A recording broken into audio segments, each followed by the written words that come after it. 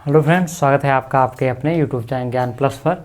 एक बार फिर हाजिर हूँ एक नई वीडियो लेकर। जी हाँ, आज हम ये कहें कि कॉमर्स का लगभग जो अभी तक हम पढ़े हैं या आगे भी जो पढ़ेंगे कॉमर्स में सबसे आप कठिन टॉपिक कह सकते हैं। जी हाँ, आज हम बात करने जा रहे हैं रेशियो एनालिसिस की। जैसा कि आप देख पा रहे हैं, अनुपात विश्लेषण। रेशियो एनालिसिस में 3 प्रकार के मुख्यतः एनालिसिस हम करेंगे। कितने प्रकार के? 3 प्रकार के एनालिसिस हम करेंगे और आगे हम देखेंगे कि कहाँ से किस प्रकार से इसमें प्रश्न बनने की संभावना ज़्यादातर रहेगी। तो रेशियो एनालिसिस को समझने से पहले रेशियो का यहाँ पे देखिए 2 शब्दावलियाँ हैं, रेशियो और एनालिसिस। दोनों का मतलब क्या होता है? अनुपात का विश्लेषण करना। किसी भी अनुपात अब क्या होता है ये जानना जरूरी है। जो कंपैरिजन होता है उसे अनुपात कहते हैं, यानी कि 2 संख्याओं के पारस्परिक संबंध की गणितीय अभिव्यक्ति को अनुपात कहते हैं। ठीक है, 2 संख्याओं के जो पारस्परिक संबंध, जैसे कि यहाँ पे हम कह सकते हैं कि यहाँ पे हम कहते हैं 1 और 2, इनमें क्या संबंध है? तो 1:2 का संबंध है, यानी कि इसका मतलब क्या हो जाएगा कि इससे क्या है, ये दुगना है, तो इन दोनों में संबंध क्या है? अनुपातिक है, 1:2। तो इसी को क्या कहते हैं? रेशियो कहते हैं। यानी कि 2 संख्याओं के मध्य 1 और 2 में हमने तुलना की है, तो वही क्या हो जाता है? हमारा रेशियो कहलाता है। ठीक है, समझ में आ गया होगा। इसी प्रकार से ये व्यक्ति हो सकता है, कुछ भी हो सकता है, यानी कि 2 वस्तुओं, 2 संख्याओं, 2 व्यक्तियों के बीच में तुलना ही अनुपात कहलाती है, यानी कि रेशियो कहलाती है या तुलना कहलाती है, जो भी आप शब्दावली कह सकते हैं उसको। ठीक है, ये रेशियो हो गया। अब अनुपात विश्लेषण। रेशियो आप समझ गए, अब विश्लेषण क्या होता है इसमें? अब 2 अनुपातों के मध्य विश्लेषण करना ही अनुपात विश्लेषण होता है। अभी आप नहीं समझे होंगे तो हम देखें, आपको बताते हैं कि अनुपात विश्लेषण जो होता है अनुपात विश्लेषण स्थिर अथवा परिवर्तनशील प्रकृति की संबंधित घटनाओं के बीच तार्किक संबंधों की स्थापना है। अब ये 2 संबंध है, इन दोनों के बीच जो स्थापना होगी, ये स्थिर भी हो सकते हैं, गतिशील हो सकते हैं, क्योंकि इसका हम व्यापार में प्रयोग करते हैं तो ये ज़्यादातर गतिशील होते हैं, स्थिर नहीं होते हैं, स्टैटिक होते हैं, डायनेमिक होते हैं, गतिशील होते हैं, स्टैटिक नहीं होते। तो इन दोनों में, चाहे वो स्थिर हो चाहे गतिशील हो, इन दोनों घटनाओं के मध्य क्या होता है? संबंधों को स्थापना करता है कौन? Ratio analysis. इसे दूसरे शब्दों में हम समझ सकते हैं कि अनुपात विश्लेषण के अंतर्गत विभिन्न कदम उठाने पड़ते हैं। अनुपात विश्लेषण के अंतर्गत विभिन्न कदम उठाने पड़ते हैं। जैसे कि हम 2 विश्लेषणों की 2 गणनाओं की तुलना कर रहे हैं, तो उसमें हम किस प्रकार से एक दूसरे से तुलना हम करेंगे।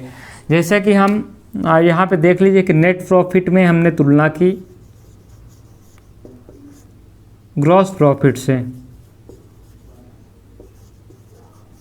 तो दोनों में अंतर होगा, दोनों में संबंध भी व्यक्त करेंगे, तभी हमारा क्या होता है, इसका हम क्या कर पाएंगे? विश्लेषण कर पाएंगे, अन्यथा इसका हम विश्लेषण क्या करना है?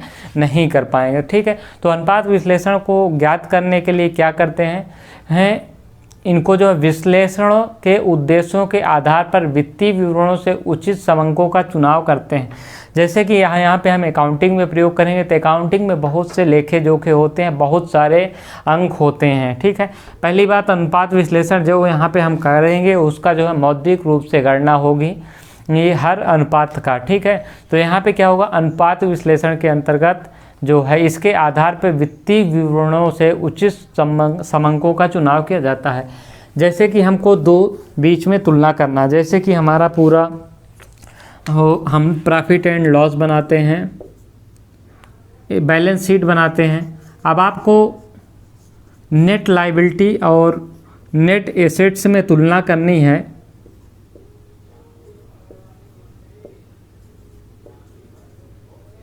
कि नेट एसेट से तुलना करनी है, या फिर यूँ आप कह लीजिए कि करंट एसेट्स से करंट जो लायबिलिटी की तुलना करनी। तो ये बैलेंस शीट में बहुत सारे आंकड़े होते हैं, जिसमें से आप 2 करंट जो है करंट एसेट्स और करंट लाइबिलिटी, ये दो आप आंकड़े ले रहे हैं और इन दोनों के बीच में तुलना कर रहे हैं। तो ये बहुत बड़ा आंकड़ा होता है अकाउंटिंग में, जिसमें से कि आप किसी दो के बीच में क्या करते हैं, इनका चुनाव करते हैं। इन दोनों का हमने चुनाव कर लिया, अब इनके बीच में क्या करेंगे, हम कंपेरिजन करेंगे। अब क्या होगा, चयनित समंकों के उपयुक्त अनुपातों की गणना की जाती है। अब ये हम मान लीजिए कि ये इसको हम मान लीजिए कि ये 30,000 है हमारा और ये हमारा कितना है 20,000 है। तो इन दोनों में हमने आसानी से रेशियो निकाल लिया कि ये 3:2 है। ठीक है, तो इस प्रकार से हम रेशियो निकालेंगे, चाहे उसका जो भी मेथड हो। अभी हम मेथडों की बात अलग करेंगे कि क्या विभिन्न रेशियो निकालने के लिए कौन कौन से मेथड। पूर्व वर्ष के अनुपातों अथवा मानक अनुपातों से वर्तमान अनुपातों की तुलना की जाती है। अब ये इस वर्ष जो है current assets and current liability का जो रेशियो है 3:2 हो सकता हो कि वो बैक ईयर पिछले ईयर्स में ये उल्टा रहा हो, 2:3 रहा हो, तो कुछ भी हो सकता है। यानी कि पिछले वर्ष से जब इसकी कंपैरिजन करेंगे तभी इसकी वास्तविक स्थिति का पता चलेगा कि इस वर्ष क्या परिवर्तन हुए। अगर हम तुलना नहीं करेंगे तो इस वर्ष का निकालने का हमें कोई मतलब नहीं है।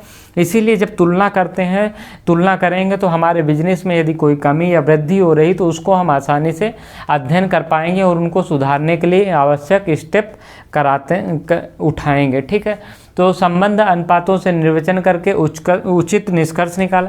प्रीवियस ईयर और इस वर्ष का जो निष्कर्ष निकालेंगे, कंपेरिजन करेंगे, उसके बाद निष्कर्ष निकाल के हम उसका क्या है जो भी स्टेप होंगे, पॉजिटिव स्टेप, नेगेटिव स्टेप जो भी हमको लेने पड़ेंगे उसको सुधारने के लिए वो हम लेंगे। तो आगे हम बढ़ते हैं। ये तो हमारा कुछ अनुपात विश्लेषण से संबंधित सामान्य चीज़ें हो गई। अब अनुपात विश्लेषण का महत्व क्या है ये आप जान लीजिए।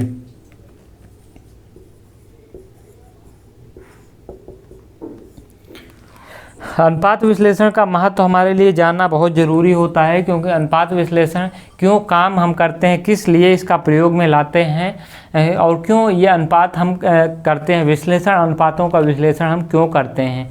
तो इसका जो मुख्य उद्देश्य होता है, अनुपात प्रबंध को उसके मौलिक कार्यों, पूर्वानुमान, नियोजन, समन्वय, नियंत्रण व संगठन में सहायता करते हैं। जो अनुपात विश्लेषण है वो क्या करते हैं, प्लानिंग में क्या करते हैं, आगे की प्लानिंग में हमें सहायता करते हैं। जिस किसी की स्थिति यानी कि लायबिलिटी हमारी ज़्यादा है एसेट्स से है, तो क्या करेंगे, इसको हम कुछ ऐसी प्लानिंग बनाएंगे जिससे कि ये रिवर्स हो सके, एसेट्स हमारी लायबिलिटी से ज़्यादा हो कुछ ऐसा प्रयत्न हमें करना पड़ेगा। और उनमें दो विभागों में, दो डिपार्टमेंट्स में जो है हम कंपैरिजन करेंगे। वहाँ पे अगर स्थिति अलग अलग है तो उनको हम सुधारने की कोशिश करेंगे, कोऑर्डिनेट करेंगे दोनों में। अब मान लीजिए कि प्रोडक्शन ज़्यादा हो रहा है लेकिन क्या हो रहा है कि हमारा जो प्रॉफिट है वो कम हो रहा है, तो कहाँ पे हम देखेंगे कि ऑपरेटिंग एक्सपेंसेस हमारा जो है वो कहाँ पे ज़्यादा लग रहा है, नॉन प्रोडक्टिव जो है ऑपरेटिंग एक्सपेंसेस ज़्यादा लग रहा है, उसको कम करने का प्रयास किया जाएगा। तो ये सारे जो है स्टेप हैं, इन सब के लिए ऑर्गेनाइजेशन को मजबूत करने के लिए भी ये सारे रेशियो काम आते हैं। तो चलिए हम देख लेते हैं, एक एक स्टेप बाय इसका महत्व देख लेते हैं। पहला है जो प्रबंध को महत्व देता है, प्रबंध को सहायता प्रदान करता है।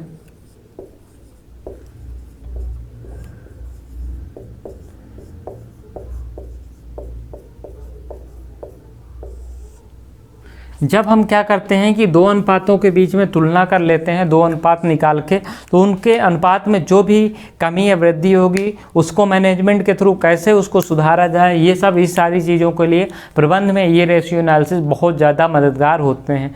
अब जो है प्रवृत्ति का ज्ञान जो है, नेचर का ज्ञान हो जाएगा हमें, प्रवृत्ति का ज्ञान। प्रवृत्ति का ज्ञान से हमें तात्पर्य क्या है कि जो प्रवृत्ति हमारे व्यवसाय की, मान लीजिए कि हमारी जो एसेट्स है, या ये कहिए कि हमारा जो है प्रॉफिट, नेट प्रॉफिट जो है, नेट प्रॉफिट तथा ग्रॉस प्रॉफिट में हमेशा जो है रेशियो जो होता है वो अच्छा होता है। तो आप अपने व्यवसाय की प्रवृत्ति को आसानी से समझ सकते हैं कि ये हमेशा ये हमारा नेट प्रॉफिट अच्छा खासा रहता है, ग्रॉस प्रॉफिट जिस हिसाब से निकलता है, क्योंकि हमारे जो ऑपरेटिंग एक्सपेंसेस हैं वो कम हैं। ठीक है। तो ये इसलिए ये हमेशा क्या होता है, अच्छा होता है। तो ये हमारे व्यवसाय की प्रवृत्ति याद हो गई। अगर फ्यूचर में इन केस अगर कुछ इसमें से बदलाव हुआ तो उसको आप आसानी से पकड़ा जा सकता है इन रेशियो के माध्यम से, इन आंकड़ों के माध्यम से। तो इसको आप समझ गए होंगे। अब जो होता है अन्य फर्मों से तुलना कर सकते हैं आप, अन्य फर्मों व्यवसायों से तुलना।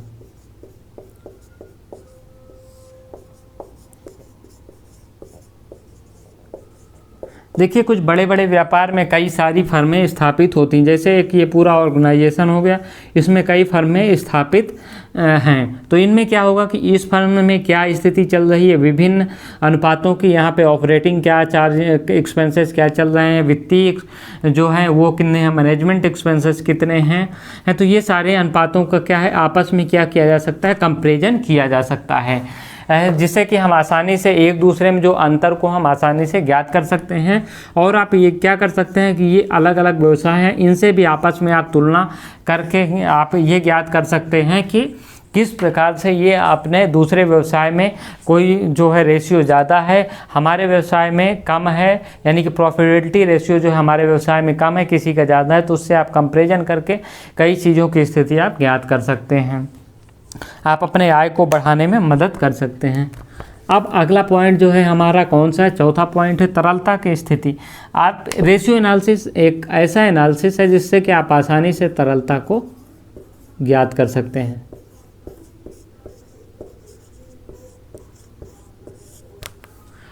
जब हम रेशियो एनालिसिस अभी आगे हम पढ़ेंगे, जो विभिन्न रेशियोज पढ़ेंगे जिसमें एक तरलता अनुपात पढ़ेंगे, तो उससे हमें क्या होता है कि व्यवसाय की तरलता हमारी कितनी है, यानी कि व्यवसाय में हम कितनी लिक्विडिटी हमारे व्यवसाय में है। जैसे कि दो प्रकार की एक एसेट्स होती है, एक लिक्विड एसेट्स होती हैं।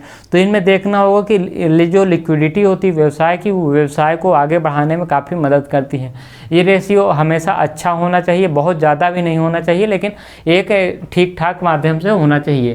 तो यदि इसकी स्थिति अगर अच्छी है तो ठीक है, यदि रेशियो इसका ख़राब है तो उसको सुधारने के लिए प्रबंधक को काफ़ी मदद करती है। अब शोधन क्षमता, अगला हमारा जो पॉइंट है वो शोधन क्षमता है।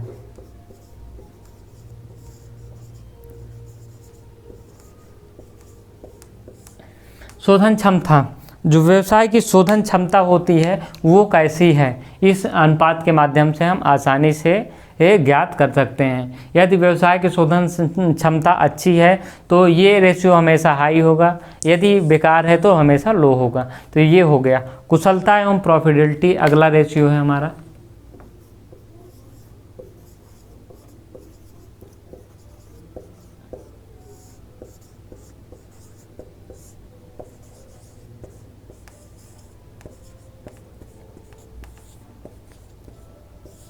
तो ये हमारा कुशलता एवं प्रॉफिटेबिलिटी रेशियो हो गया है।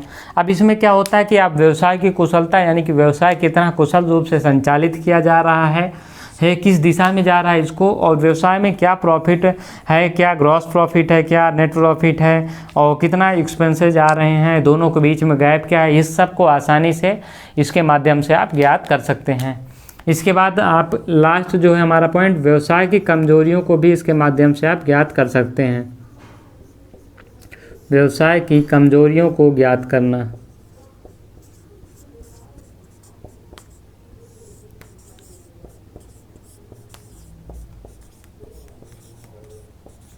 देखिए जब आप विभिन्न रेशियो निकालते हैं तो कुछ जो रेशियो हैं हमारी, कोई की ज़्यादा होना चाहिए या कोई कम होना चाहिए। यदि कोई रेशियो इनके विपरीत होता है, मान लीजिए कि कोई रेशियो क्या होता है कि 10% से कम नहीं होना चाहिए, लेकिन ये 10% से कम, 5%, 6% में आ गया, तो ये व्यवसाय की कमज़ोरी हो जाएगी। तो इसको सही करने के लिए काफ़ी मदद करता है।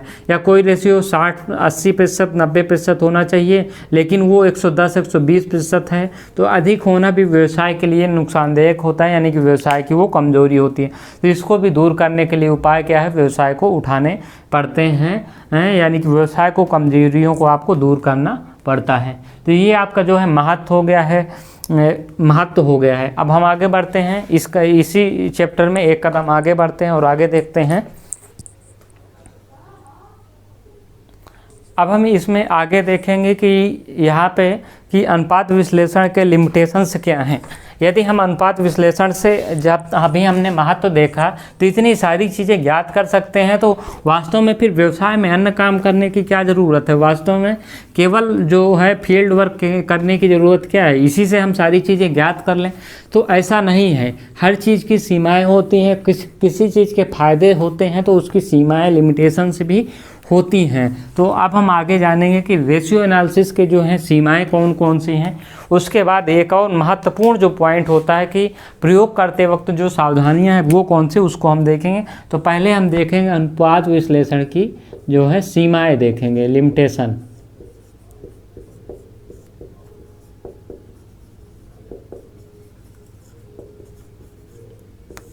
ठीक है, तो अनुपात विश्लेषण की सीमाएं, किसी चीज़ की जिसका फायदा होता है उसका नुकसान भी होता है। इसी प्रकार से अनुपात विश्लेषण के जितने महत्व हैं उससे उतना ही इसके क्या हैं, सीमाएं हैं। ये सबसे पहली बात लेखांकन पर आधारित होते हैं। पहली चीज़ लेखांकन पे आधारित है। यदि आप किसी व्यवसाय का लेखांकन विभिन्न प्रकार के लेखा नहीं करते हैं, लेखांकन की आवश्यकता या लेखांकन पर आधारित, ठीक है।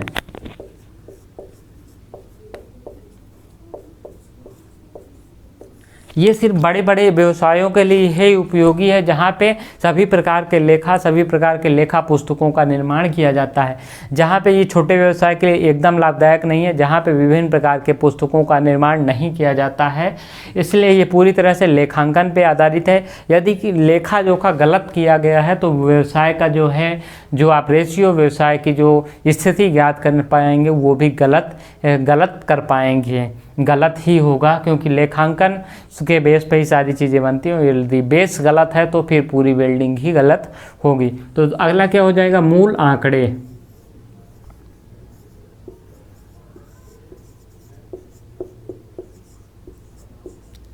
मूल आंकड़ों का क्या मतलब है, यदि व्यवसाय में जो है लेखांकन में मूल आंकड़े नहीं लिखे गए हैं, उसको बदल के लिखा गया है, या जो मूल आंकड़ों की आवश्यकता है उसको नहीं दिया गया, अन्य प्रकार के आंकड़ों को रेशियो एनालिसिस में लिया गया, तो निश्चित रूप से ये फिर अनुपात विश्लेषण किसी काम का नहीं रह जाएगा।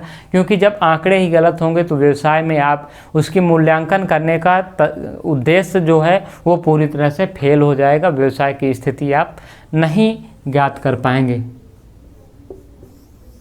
तीसरा है ह्रास की विधियां।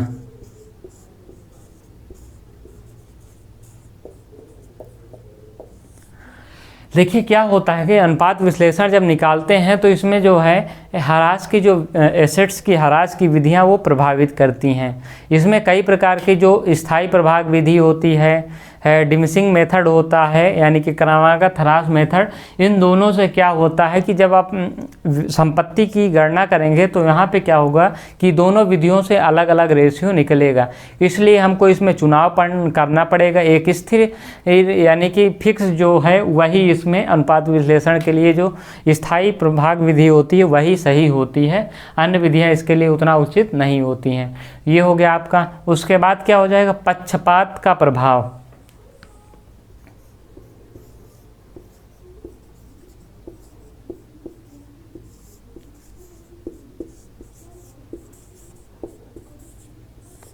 पक्षपात का प्रभाव क्या होगा, देखिए जब आप व्यवसाय करेंगे तो वहाँ पे पक्षपात हर व्यवसाय में होता है। जैसे कि कुछ रेशियो यानी कि कुछ जो विभागों को अच्छे संसाधन प्राप्त हैं तो वो निश्चित रूप से अच्छा स्कोर करेगा। या कुछ को अच्छे संसाधन नहीं प्राप्त है, एम्प्लॉय अच्छे नहीं, तो निश्चित रूप से थोड़ा सा कम स्कोर करेगा। तो यहाँ पे पक्षपात का, यदि कुछ ऐसा व्यवसाय में है या कुछ आंकड़े कुछ व्यवसाय में बदल कर रखे गए हैं, कुछ क्षेत्र में सही रखे गए हैं, तो ये दोनों हर चीज़ें किसी भी प्रकार का यदि पक्षपात किया गया है तो क्या करेगा, इसको प्रभावित करेगा अनुपात विश्लेषण को। मुद्रास्फीति का प्रभाव अगला हमारा पॉइंट है।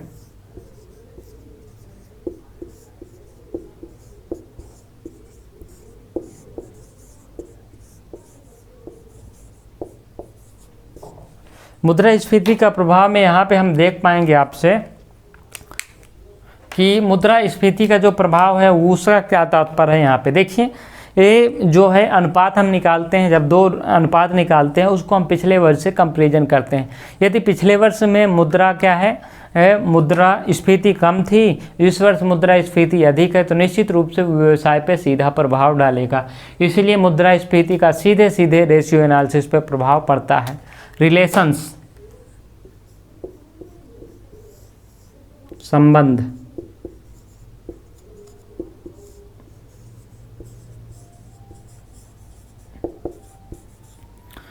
जब आप अनुपात निकालते हैं तो जिन दो अनुपातों में या दो आंकड़ों में हम संबंध निकालेंगे वही होता है। यदि आप उसके इतर किसी तीसरे आंकड़ों से संबंध निकालते हैं तो ये गलत हो जाएगा। इसी के साथ साथ जब आप कंपैरिजन करते हैं तो रिलेटेड बिजनेस से जब आप कंपैरिजन करते हैं तो ही ये आंकड़े सही आते हैं, यानी कि सही स्थिति पता चलती। यदि आप किसी तीसरे बिजनेस से जो कि उस क्षेत्र में नहीं काम कर रहा है उससे आप कंपैरिजन करेंगे, रिलेशन बनाएंगे, तो निश्चित रूप से ये व्यवसाय पे गलत असर पड़ेगा, क्योंकि उसकी जो है आवश्यकताएँ अलग है, उसके व्यवसाय की प्रकृति अलग है, आप उससे कंपैरिजन कर रहे हैं तो ये गलत है। ठीक है, तो ये हो गया आपका। उसके बाद आप विंडो ड्रेसिंग एक अगला पॉइंट है।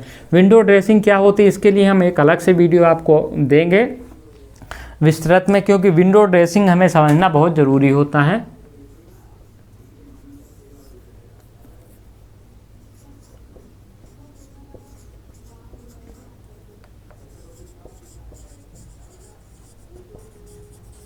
ऊपरी दिखावट इसे कहते हैं। क्या कहते हैं? ऊपरी दिखावट।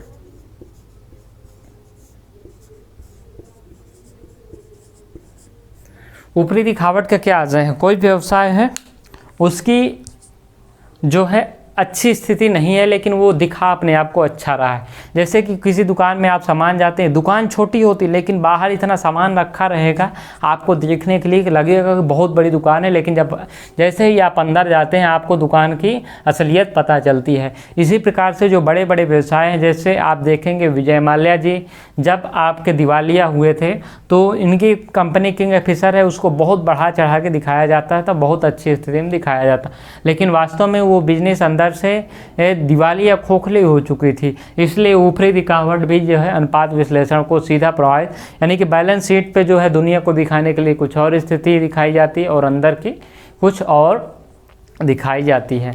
ठीक है, तो ये अब अगला एक और पॉइंट हमारा होता है सीमित महत्व।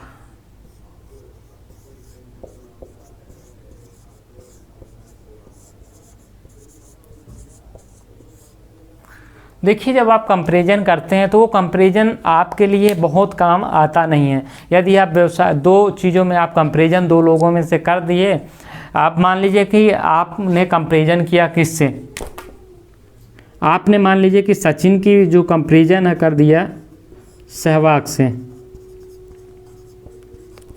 तो क्या होगा कि दोनों का जो खेलने का नेचर है वो क्या होता है अलग अलग होता है। ठीक है, तो दोनों अलग अलग प्रकार से प्ले रोल करेंगे। यदि अगर सहवाग से आप कहेंगे कि आपकी स्थिति अच्छी नहीं है, आप सचिन के जैसा खेलिए, तो वास्तव में ये पॉसिबल नहीं है। यदि वो सचिन के जैसे खेलेंगे तो अपना परफॉर्मेंस क्या कर देंगे, लॉस कर देंगे।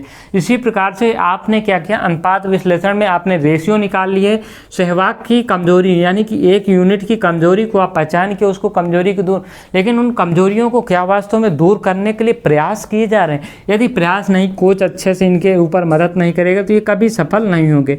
इसी प्रकार से व्यवसाय में जो व्यवसाय कमजोर है उसमें जब आप तक अच्छे से मेहनत नहीं करेंगे, अच्छे से मैनेजमेंट नहीं करेंगे, तो इस अनुपात निकालने का कोई महत्व नहीं रह जाएगा, अनुपात विश्लेषण का कोई भी महत्व नहीं रह जाएगा। तो ये हमारा लिमिटेशन हो गया, लिमिट जो सीमित महत्व हो गया। अब लेखांकन का आधार,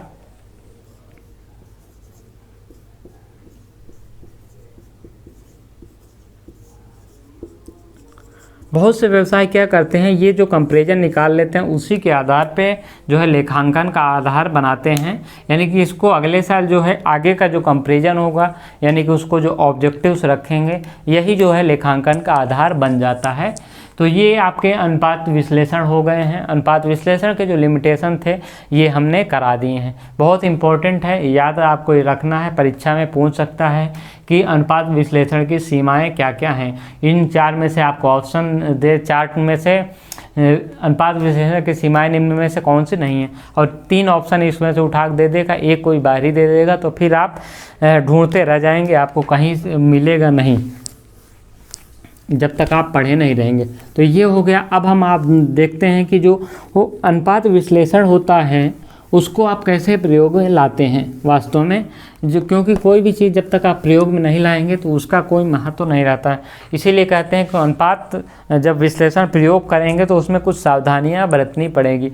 यदि आप सावधानियां नहीं बरतेंगे तो आपको दिक्कत होगी। तो अनुपात विश्लेषण के प्रयोग में सावधानियाँ।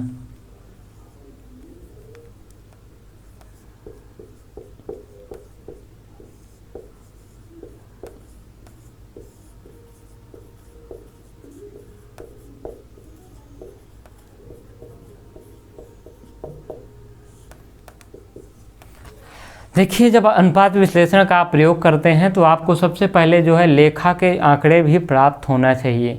यदि आप इसका प्रयोग डायरेक्टली कर ले रहे हैं सिर्फ रेशियो के बेस पे, तो आपका जो है व्यवसाय वो गलत दिशा में चला जाएगा। इसलिए जो है लेखा समंकों का ज्ञान आवश्यक है।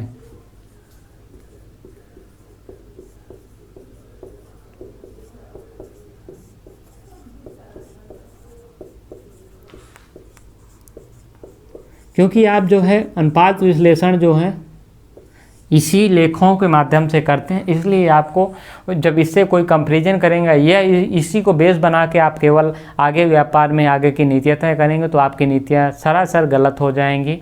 इसलिए आपको क्या होगा कि आपको दिक्कत हो जाएगी। क्विक रिएक्शन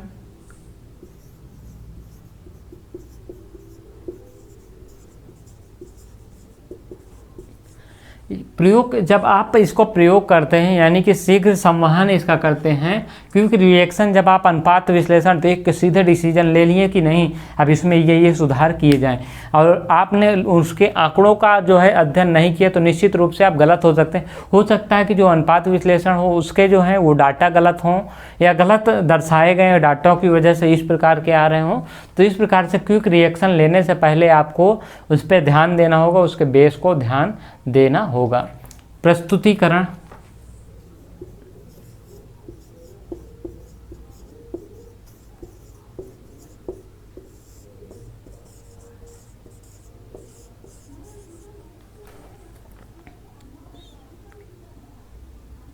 रिप्रेजेंट,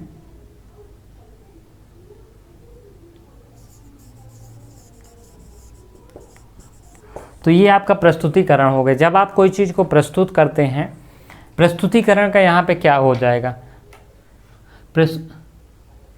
प्रस्तुतिकरण का मतलब जब आप अनुपात विश्लेषण का प्रयोग करते हैं तो वहाँ पे आप जो आंकड़े होंगे उसको आप देखते हैं तो उसका आपको एनालिसिस करना पड़ेगा। यानी कि प्रस्तुतिकरण उसको आपको एक अच्छे फॉर्म में होना चाहिए, यानी कि आपको पता होना चाहिए कि ये जो आंकड़े हैं वो व्यवसाय के भी सही हैं और अनुपात विश्लेषण उसी के आधार पे बनाए गए हैं, सही अनुपात विश्लेषण है, तभी इनका प्रस्तुतिकरण यानी कि इनका आगे प्रयोग में लाना चाहिए, अन्यथा इनका प्रयोग में नहीं लाना चाहिए। लागत लाभ विश्लेषण अगला पॉइंट है हमारा।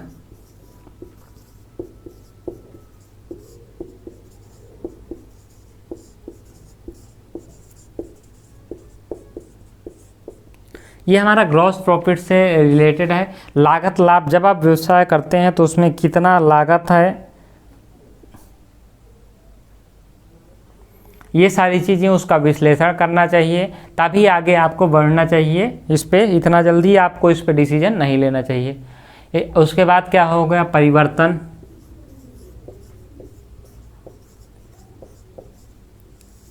देखना चाहिए कि आपको व्यवसाय में क्या क्या परिवर्तन हो रहे हैं, समय के साथ क्या क्या परिवर्तन हो रहे हैं। यदि ये परिवर्तन अगर आप इन्हीं अनुपात विश्लेषण को अगर फॉलो कर रहे हैं और परिवर्तनों को ध्यान में नहीं रख रहे हैं तो आपको क्या होगा, आपका व्यवसाय लॉस में जा सकता है, नुकसानदेह कि यही जो रेशियो ये आपके लिए नुकसानदेह हो सकते हैं। उसके बाद मूल्य स्तर पे परिवर्तन हो सकता है।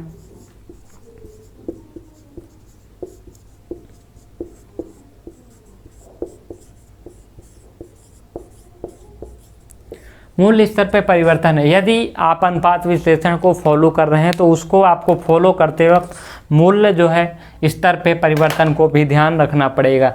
यदि आप इसका प्रयोग नहीं करते हैं तो आपके लिए निश्चित रूप से आपका अनुपात विश्लेषण का ज़रूरी नहीं है कि इसमें कोई महत्व रह जाए, क्योंकि समय के साथ मूल्य परिवर्तन होते रहते हैं और आप पुराने आंकड़ों के आधार पे इसको बेस बना रहे हैं, यानी कि पुराने आंकड़ों को आप नए आंकड़ों से कंपैरिजन नहीं कर सकते हैं। तो ये इसके कुछ पॉइंट रहे हैं। इसके अलावा कुछ अन्य विधियां हैं जिनका आप प्रयोग कर सकते हैं व्यवसाय की प्रगति को जानने के लिए, व्यवसाय की स्थिति को जानने के लिए या कंपैरिजन करने के लिए। ज़रूरी नहीं कि आप रेशियो एनालिसिस का ही प्रयोग करें।